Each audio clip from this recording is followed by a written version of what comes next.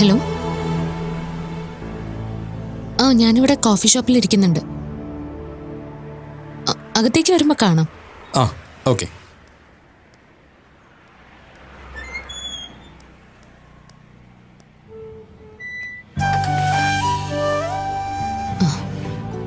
മീര? അതെ.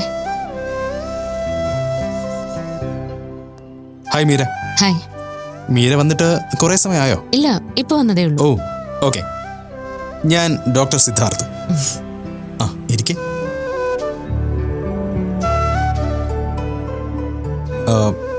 നമ്മുടെ ട്രഡീഷണൽ പരിപാടിയിൽ ഇങ്ങനെ സ്വതന്ത്രമായിട്ടൊന്നും സംസാരിക്കാനൊന്നും കഴിയില്ലല്ലോ.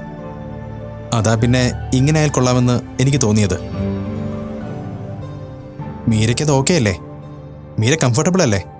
ആ, അതെ. ആ, അപ്പോ കുടിക്കാൻ എന്താ? ജ്യൂസ്, ചായ, കോഫി? കോഫി മതി. ഓക്കെ. ബേറർ, വരൂ. പറയൂ സാർ. ഒരു വാട്ടർമെലൺ ജ്യൂസ്, ഒരു കോഫി. ഓക്കെ. മീര വർക്ക് ചെയ്യുന്നുണ്ടല്ലോ ഇപ്പോൾ ദേവ ബിൽഡേഴ്സിൽ. അതെ. എനിക്ക് ഈ അറേഞ്ച്ഡ് മാരേജിലൊന്നും വലിയ വിശ്വാസമില്ലായിരുന്നു. ഒരാളെ കണ്ട ഉടനെ എങ്ങനെ ഇഷ്ടപ്പെടും, പെട്ടെന്ന് എങ്ങനെ തീരുമാനമെടുക്കും എന്നൊക്കെയുള്ള ടെൻഷനായിരുന്നു. അതെനിക്കും ഉണ്ട്. പക്ഷേ എനിക്കിപ്പോൾ അതില്ല. ഒരാളെ കണ്ടാലുടനെ അയാളെ മനസ്സിലാക്കാൻ പറ്റില്ലെന്നാ പറയുന്നേ. പക്ഷേ ചിലരെ കണ്ടാ ഇനി ഒന്നും മനസ്സിലാക്കിയില്ലെങ്കിലും ഈ ജന്മം ഇവർക്കൊപ്പം ജീവിക്കാം എന്നൊരു തോന്നലുണ്ടാവും. അതൊരു മാജിക്കൽ മൊമെൻ്റാണ്.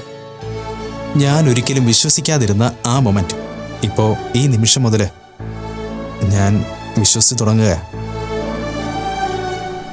എടോ, താൻ അമേസിംഗ് ആടോ.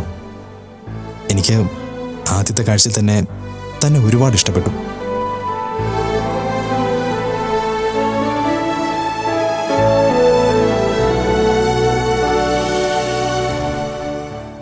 നിനക്കിപ്പോൾ എന്താ വേണ്ടേ? മീരയുടെ വിവാഹം മുടക്കണം, അത്രയല്ലേ ഉള്ളൂ? അതെ. അതൊക്കെ നമുക്ക് ചെയ്യാടാ. നീ പയ്യന്റെ ഡീറ്റെയിൽസ് പറ. പയ്യനെ പറ്റി ഹരിയച്ഛനൊന്നും വീട്ടിൽ പറഞ്ഞിട്ടില്ല. അതുകൊണ്ട് പയ്യന്റെ ഡീറ്റെയിൽസ് ഒന്നും അറിയില്ല. ബെസ്റ്റ്. പിന്നെ എങ്ങനെയാടാ അവളുടെ കല്യാണം മുടക്കുന്നേ? ഇതുവരെ നിന്റെ അച്ഛനത് പറയാത്ത എന്താ? നിങ്ങളാരും അച്ഛന് വിശ്വാസമില്ലേ? ആർക്കറിയാം? പറഞ്ഞാലും ഞങ്ങൾക്കറിയാത്ത ആൾക്കാരല്ലേ, അതുകൊണ്ടായിരിക്കും. അല്ലെങ്കിൽ എല്ലാം ഒന്ന് കൺഫേം ചെയ്തിട്ട് പറയാനായിരിക്കും. എന്തായാലും ഇതുവരെ ഒന്നും പറഞ്ഞിട്ടില്ല. നീ ആദ്യം പയ്യന്റെ ഡീറ്റെയിൽസ് ഒപ്പിക്ക്.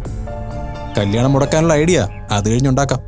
എടാ, കയ്യിൽ 10 കാശുണ്ടായിരുന്നെങ്കിലേ ഇതുപോലത്തെ കച്ചറ പരിപാടിക്കൊന്നും നിൽക്കണ്ടായിരുന്നു.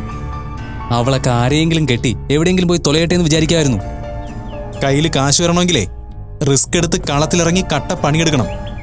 അല്ലാതെ അച്ഛൻ്റെ കയ്യിൽ കാശുണ്ട് അത് തരട്ടെ എന്ന് എഴുതി നോക്കിയിരിക്കുന്നത് ഭയങ്കര ബോർ പരിപാടിയാ. എന്നിട്ട് നീ എന്താ റിസ്ക് എടുത്ത് കട്ടപ്പണി എടുക്കാത്തെ? എനിക്ക് കയ്യിൽ കാശ് വേണ്ട, ഉള്ളതുകൊണ്ട് ജീവിക്കാൻ എനിക്കറിയാം. വെറുതെ എന്തിനാ റിസ്ക് എടുത്ത് പണി മേടിക്കുന്നത്? വെറുതെ ഇരുന്ന് ഓരോന്ന് പറയാതെ. നമ്മളിങ്ങനെ നടന്നിട്ട് കാര്യമില്ല, എന്തെങ്കിലും ചെയ്തേ പറ്റൂ. നീ സീരിയസ് ആയിട്ടാണോ പറഞ്ഞേ? അതെ. എങ്കിൽ കാര്യമായി തന്നെ ആലോചിക്കണം. അതിന് ഇനി ബാറിൽ പോകാനൊന്നും കാശില്ല. തൽക്കാലം ഇവിടെ ഇരുന്ന് വല്ല പച്ചവെള്ളവും കുടിച്ച് ആലോചിക്കാം. ഓ, കട്ട ശോക സീനാണല്ലോ. വേറെ നിവർത്തിയില്ല, അതുകൊണ്ടാ എന്തെങ്കിലും ചെയ്തേ പറ്റൂ എന്ന് പറഞ്ഞത്. എടാ, ബിസിനസ് തുടങ്ങണമെങ്കിൽ ഇറക്കാൻ കയ്യിൽ കാശ് വേണം, അതില്ല.